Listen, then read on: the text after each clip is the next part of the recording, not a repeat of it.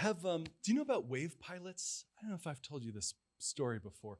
In the Marshall Islands in the Pacific Ocean, there was, maybe even up until today, this practice of piloting, of crossing the open ocean, not through navigating with charts or maps or even by stars, but instead by wave piloting. And here's how it works. When a wave crosses the whole ocean, a wave starts on one side and this huge swell goes and goes and goes for hundreds of miles, and it hits an island, this little bit of rock out there in the middle of the Pacific. A portion of that wave bounces off again, like an echo bounces off the back wall, right? And wave piloting is the art of discovering, of learning how to feel in your body those distant reflections, so that if you're out on the open ocean, underneath all of the noise and the chaos, underneath the chop and the swell, underneath all of that, at the same time that all of those things are going on all around you, at the same time, underneath, you learn to listen, to feel for what's almost a distant beat coming off, reflected from that island far, far away, almost like a bat echolocating. And the sonar bounces off and you follow that reflection back across again.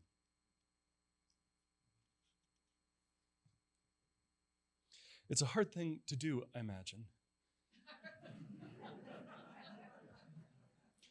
One of the wave pilots talked about, as a child, his grandfather would put him blindfolded on his back in a canoe in an atoll, surrounded by this low coral on all sides, to feel, not to watch, but to feel how the waves moved through, and to start to learn where the sides of this thing were. It's hard to learn, hard to follow.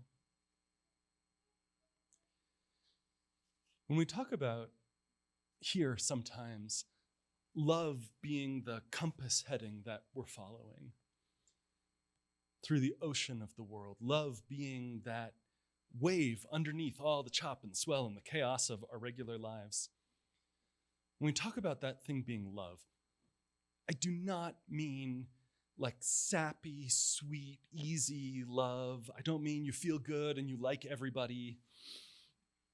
Do you who are around in the 80s or 90s, do you remember Lisa Frank? All right, this is our young adult contingent remembers Lisa Frank. So Lisa Frank in the 80s, if you had trapper keepers covered in unicorns and rainbows and stars and rainbow-starred unicorns and unicorn rainbows, that's all fine. But that's not the sort of love that is the backbone wave that we're following through the world. Karen McDonald, who's now the executive vice president of our Unitarian Universalist Association, he wrote this years ago. He said, listen, love is hard. Not romantic love, though that is also not easy. But love for people, for your human family, especially the ones who are different from you. Love that says, I see you as a person just like me. I want your unique light to shine in the world. I see your gifts and struggles and pain and passion. Love is hard. Love that says each of our souls touches this divine mystery. Love that says we are on a journey together, and my fate is tied up with yours. Your suffering is my suffering, and I cannot be free until you taste the same freedom. Love that calls you to show up. Love that won't let you go until your whole life is dedicated to siding with love. Love that makes justice. Love that changes the world. Love is hard. Do it anyway. through storms, through darkness, when there is no road to follow or map to consult. Love is the compass. Love is the backbone wave that we practice listening for through all the noise and chaos of life. Where will it lead you? Sometimes people say that Unitarian Universalists can just believe whatever we want, which is not really the case. Just because we don't have a creed that everyone has to believe just right doesn't mean that anything goes. The UU minister Mike Johnson explains it this way. They say, look, we don't believe in a God of anger. We don't believe that people are born evil. We don't believe that God loves some people and sends other people to hell. We don't believe that the Bible is the only place to find truth. We don't believe that you must obey the minister. I have suggestions. We don't. We don't believe that someone had to die to appease an angry God. I saw a post this week that said, for Lent this year, I'm giving up bad theology.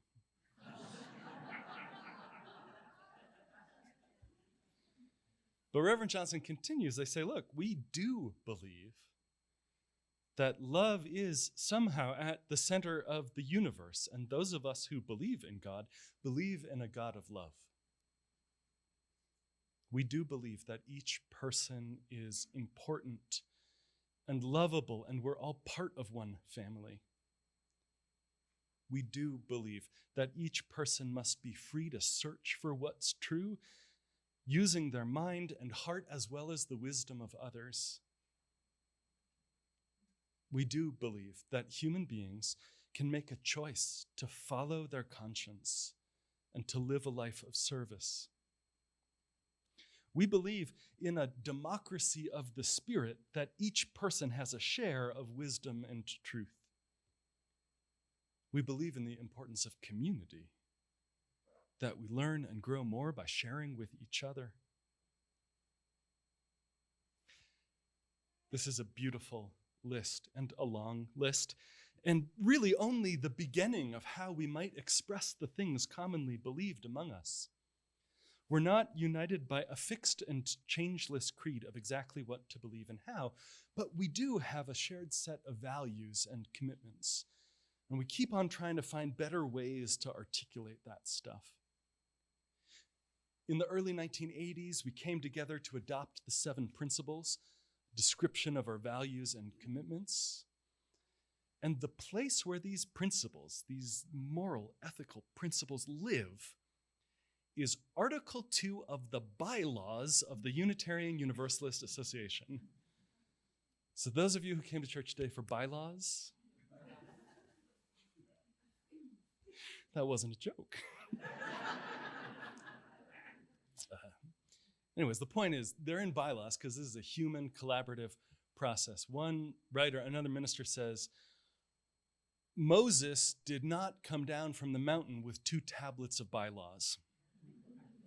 The angel Gabriel did not reveal to the prophet of Islam a set of bylaws.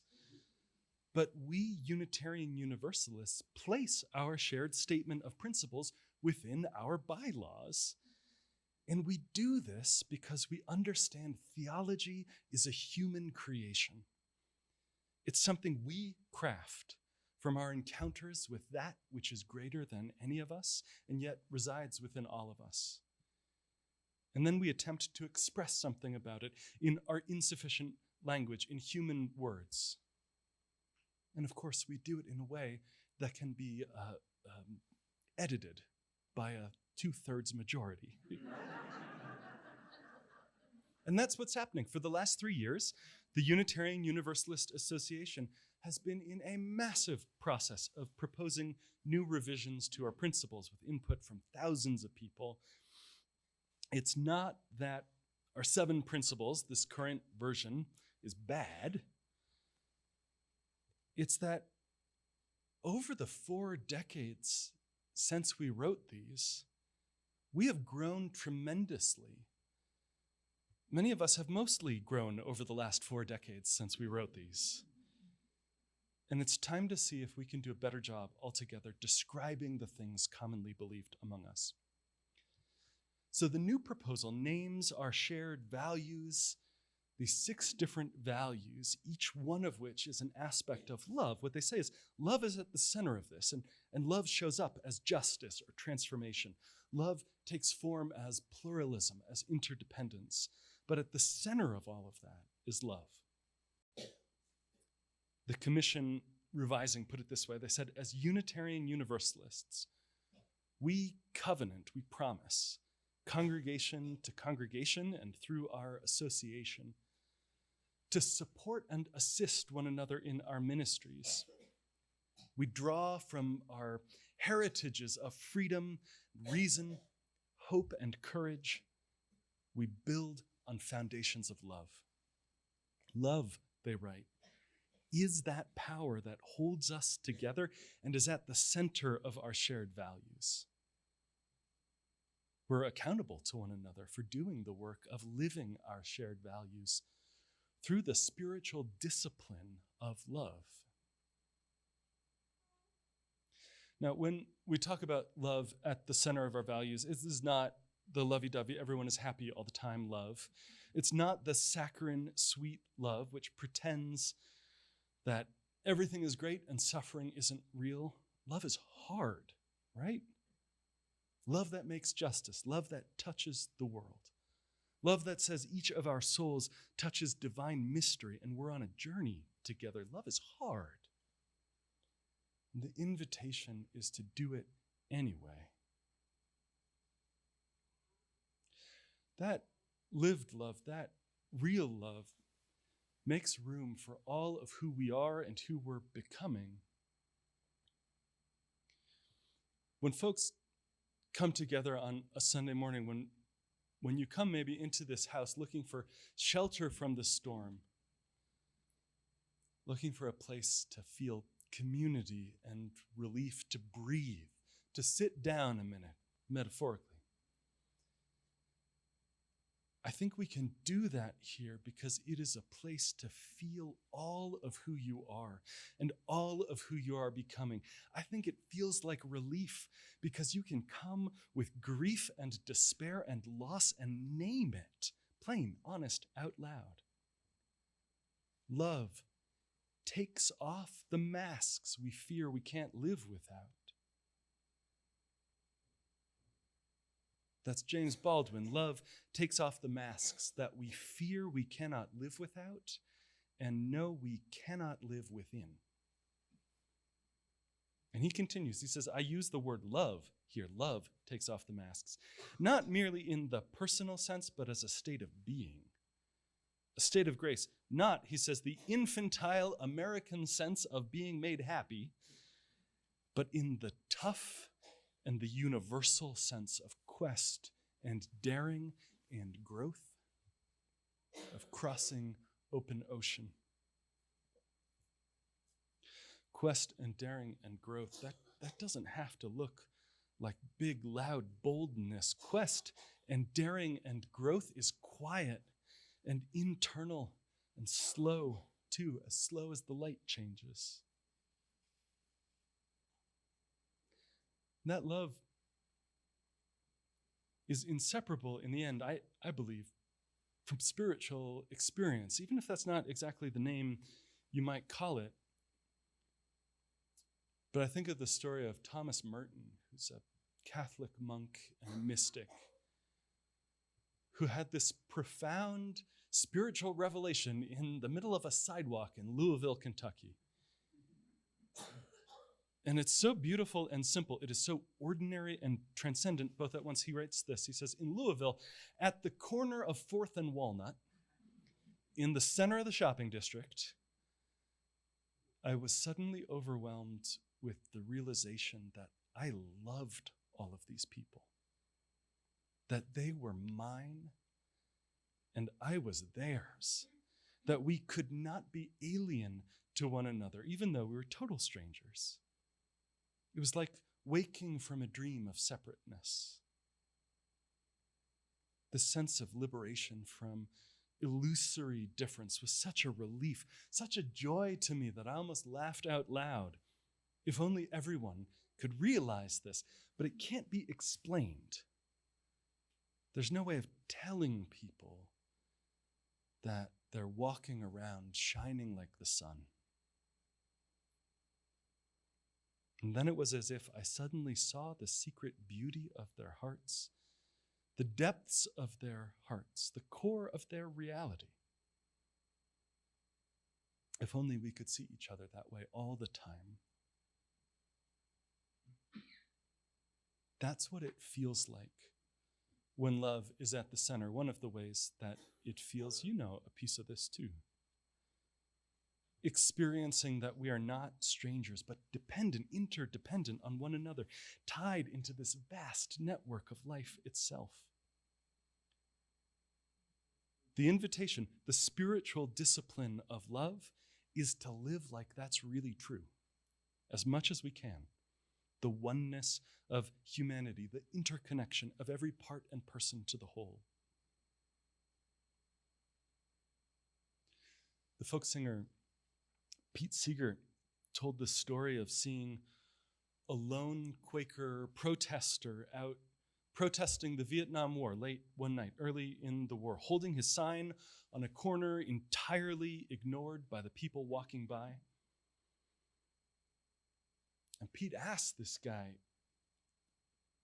how are you going to change the world with one sign on the corner? And the young man paused and stood tall and said, I am here also to make sure that the world does not change me. That's what you do when love is at the center. You hold on tight to it and you tell the world it matters. We tend to the interior life exactly so that we can live in the world, so that we can help each in our way to heal it. And we come into this house to sing together and pray together and learn and tell stories and fellowship and drink coffee and invest ourselves into each other's lives as one community. And in all of this thing we're doing here, there's no consoling certainty. Tragedy happens. Out on the open sea, listening for the backbone wave underneath the noise and the chaos, you can't feel what life will be like when you reach that place. Who you'll become, who you'll meet. You can only listen with your whole body and spirit. Listen through the chaos of the world for that hidden wave that takes you to solid ground. That's the life that we're invited into. And here's the thing, I don't know where it will take you. But I know that love will not steer you wrong. Amen.